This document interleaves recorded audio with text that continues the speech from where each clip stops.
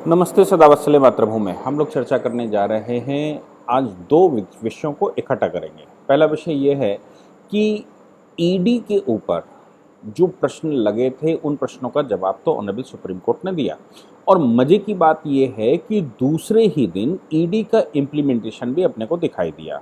ED का implementation की जब हम बात करते हैं तो बंगाल, तो सवाल ये पैदा हो रहा था कि आखिर ये संसद में इतना सब कुछ हंगामा चल रहा है, संसद में इतना बवाल चल रहा है और टीएमसी शांत है। तो मैं समझ नहीं पा रहा था कि ईडी के मुद्दे पर टीएमसी आखिर खुलकर बोल क्यों नहीं रही है। टीएमसी इस समय बोलने के लायक नहीं बची, क्योंकि ममता बनर्जी को ऐसा ईडी ने फंसाया है, या मैं ये कहूँ कि ऐसा वो फंस गई हैं कि वो बोलने की स्थिति में बची नहीं।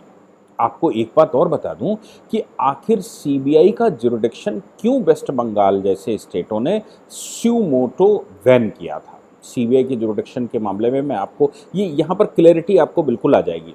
एक्चुअली सीबीआई का जो मामला है वो Delhi special police establishment act के तहत आता है, और Delhi special police establishment act केंद्र सरकार के पास आता है, क्योंकि वो राष्ट्रीय राजधानी दिल्ली में सीबीआई का काम होता है।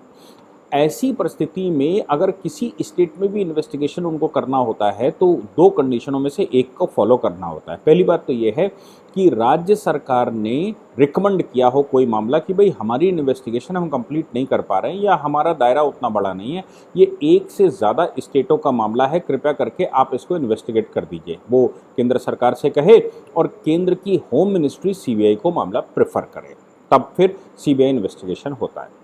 दूसरी कंडीशन ये है कि ऑनरेबल सुप्रीम कोर्ट ने डिसाइड किया कि हाई कोर्ट या सुप्रीम कोर्ट, इनको अगर इन्वेस्टिगेशन की आवश्यकता पड़ती है, चूंकि कोर्ट ऑफ रिकॉर्ड होता है, इसलिए किसी भी सेंट्रल एजेंसी से इन्वेस्टिगेशन करवा सकते हैं। यानी कि सीबीआई से investigation high court supreme court करवा सकता है। इसके लिए स्टेट गवर्नमेंट की कोई आवश्यकता नहीं है, स्टेट गवर्नमेंट उस पर एक्टिव नहीं हो सकता। तीसरी जो बहुत महत्वपूर्ण बात थी कि जो करप्शन के मामले हैं, फिर से मैं कहता हूं, जो करप्शन के मामले हैं उनमें राज्य सरकारों ने अपनी कंसेंट दे रखी थी कि अगर हमारे राज्य में कोई करप्शन का मामला आता है तो सीबीआई के लिए राज्य नहीं कहेगा, या राज्य की अनुमति की आवश्यकता नहीं है, राज्य में सीधी सीबीआई इन्वेस्टिगेशन करप्शन के मामले में कर सकती है। तो अब सीबीआई वैसे तो इन्वेस्टिगेशन कर नहीं सकती राज्यों में जो सिंपल क्राइम होता है, लेकिन करप्शन का मामला होता है, स्टेट करप्शन का मामला होता है, गवर्नमेंट करप्शन का मामला होता है, तो प्रिवेंशन ऑफ करप्शन एक्ट की इन्वेस्टिगेशन सीबीआई कर सकती है। ये राज्यों ने अपनी कंसेंट दे रखी है। तो ममता बनर्जी ने अपने राज्य से वो कंसेंट विड्रॉ कर ली, बहुत सारे राज्यों ने कर ली वो अपने राज्य से विड्रॉ। आपको याद होगा कि उद्धव सरकार महाराष्ट्र में बैठी थी तो उन्होंने भी सीबीआई की इन्वेस्टिगेशन विड्रॉ कर ली थी, पश्चिम बंगाल ने तो कर ही ली थी। उसका मुख्य कारण मुझे लगता है ये रहा होगा कि सीबीआई को सीधा करप्शन के मामलों में इन्वेस्टिगेशन करने का राइट था, और वो राइट वो केंद्र को देना नहीं चाहते थे, राज्य अपना निपट लेगा। लेकिन जो ईडी है, यानी कि इन्फोर्समेंट डायरेक्टरेट है, वो prevention of money laundering act 2002 के तहत आती है, और वो एक सेंट्रल एजेंसी है। एनआईए, सीबीआई और ईडी और इनकम टैक्स, ये सेंट्रल एजेंसियां हैं। अब इनकम टैक्स का कोई मामला आता है तो इनकम टैक्स एक्ट के तहत सीधा इन्वेस्टिगेट करने का अधिकार होता है, किसी भी राज्य सरकार से अनुमति की आवश्यकता नहीं होती। अगर वो टेरर का मामला आता है या एंटी टेरर मामला आता है तो फिर उनमें एनआईए को सीधा इन्वेस्टिगेशन किसी भी स्थान पर देश में करने का अधिकार होता है।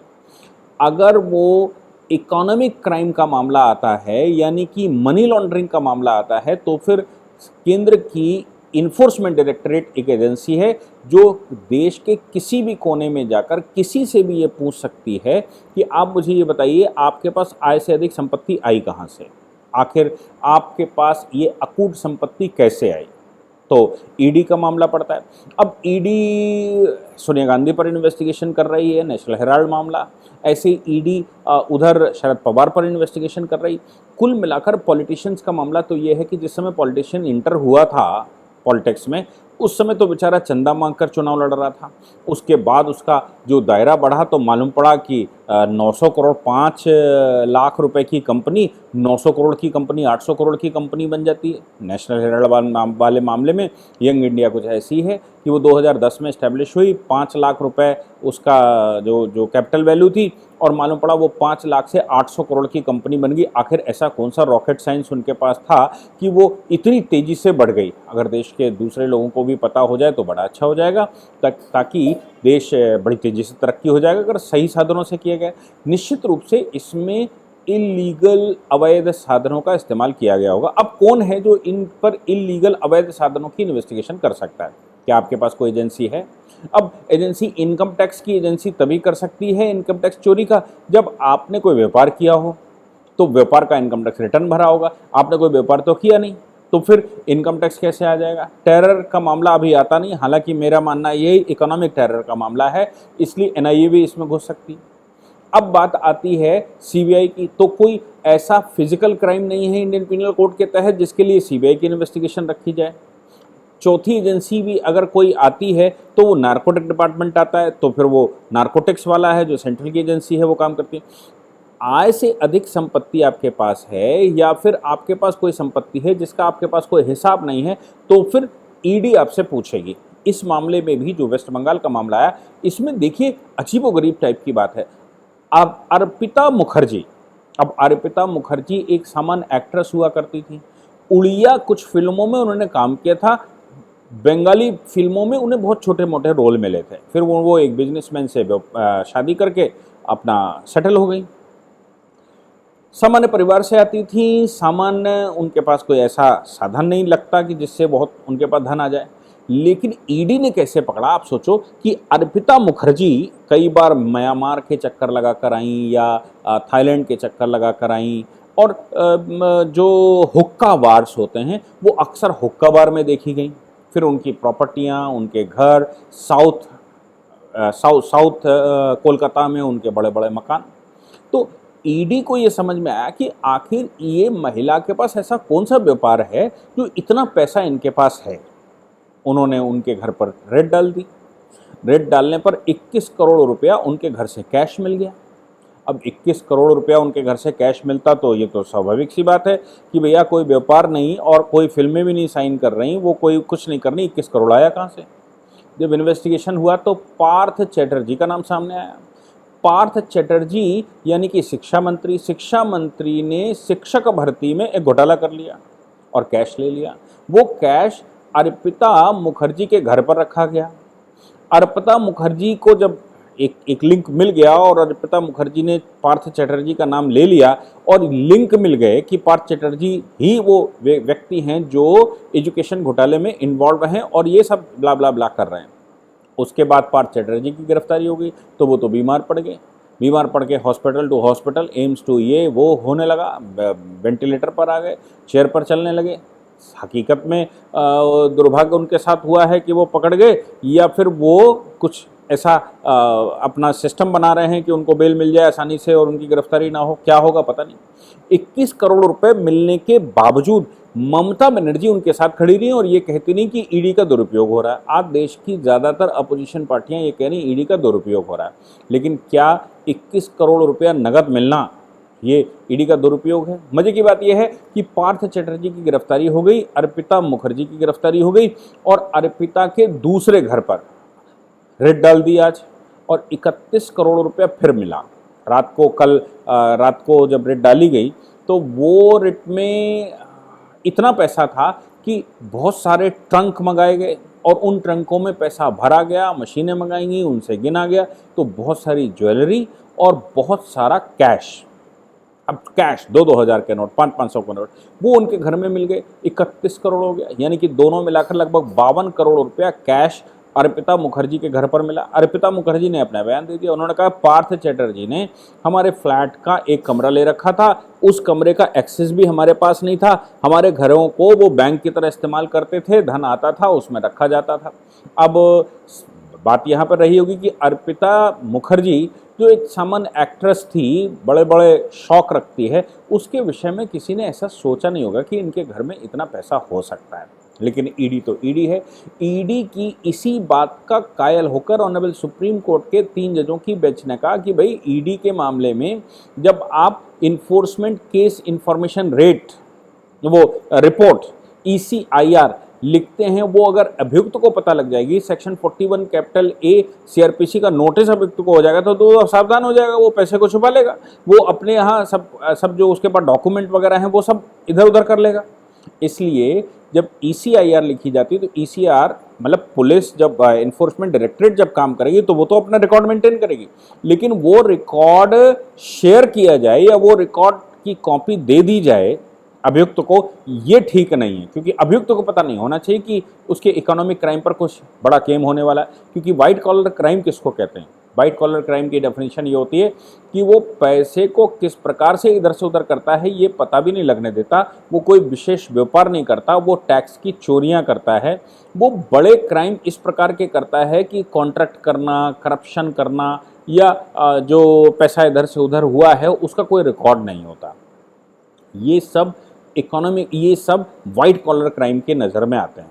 इसीलिए ऑनरेबल सुप्रीम कोर्ट में जब कल पिटिशनर्स ने ये कहा कि साहब ये प्रोसीजर ज़्यादा स्ट्रॉन्ग, प्रोसीजरल डिफेक्ट जो है वो ज़्यादा बड़ा अपराध है अपराध से। ये अपराध ढूंढ नहीं पा रहे कि हमने क्या किया, ये प्रोसीजरल अपराध हमको ढूंढना। प्रोसीजरल अपराध मतलब कि पैसा कैसे कमाया गया ये बताओ। अब पैसा कमाने का साधन नहीं बता पा रहे और आप ढूंढ भी नहीं पा रहे पैसा कैसे कमाएगा। अब पॉलिटिशियंस का पैसा जो है, क्या हम और आप पता कर सकते हैं कि वो कब पैसा पी गया? वो तो पैसा वैसे पीता है जैसे जल के अंदर मछली कब जल पी लेती है कोई जान नहीं सकता। वो तो ऐसे पीता है और उसको करना ही क्या है, उसको कुछ ऑफिसर्स को ये बोलना है ये काम कर दो और पैसा सीधा उसको अंदर कर लेना है। तो वो पैसा जो अंदर उसने कर लिया, वो पैसे का व्यापार कैसे पता लगे कि कैसे पता लगे कि आप कहाँ से लाए, ये तो पकड़ना लगभग नामुमकिन टाइप का है। लेकिन फिर भी अब जैसे ही ये अर्पिता मुखर्जी या पार्थ चटर्जी वाला मामला आया, वैसे ही एक और मामला सामने आ गया। मामला था कि इम्पैनल्ड कैंडिडेट्स ऑर्गेनाइजेशन ECO एक बंगाल में बंगाल कॉलेज सर्विस कमीशन 2018 में बना, West Bengal College Service Commission, यानी कि इसको WBCSC कहा गया। तो CSC का जो मामला था, इसमें कॉलेज में अपॉइंटमेंट हुए और कॉलेज के अपॉइंटमेंटों में बड़ी गड़बड़ी हुई।